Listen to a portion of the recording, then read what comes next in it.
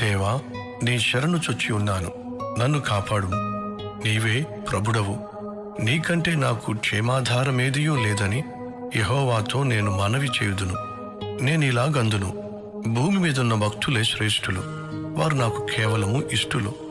యెహోవాను విడిచి వేరొకరిని అనుసరించు వారికి శ్రమలు విస్తరించును. వారర్పించు రక్తపానీయార్పణములు నేనర్పింపను, వారి పేర్లు నా పెదవులను ఎత్తను. యెహోవా నా స్వాస్థ్య భాగము, నా పానీయ భాగము, నీవే నా భాగమును కాపాడుచున్నావు. మనోహర స్థలములలో నాకు పాలు ప్రాప్తించెను, శ్రేష్టమైన స్వాస్థ్యము నాకు కలిగెను.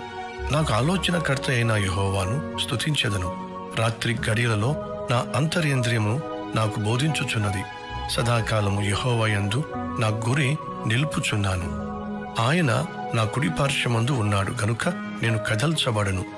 అందువలన నా హృదయము సంతోషించుచున్నది, నా ఆత్మ హర్షించుచున్నది, నా శరీరము కూడా సురక్షితముగా నివసించుచున్నది.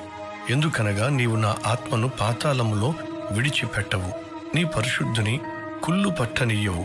జీవమార్గమును నీవు నాకు తెలియచేసెదవు.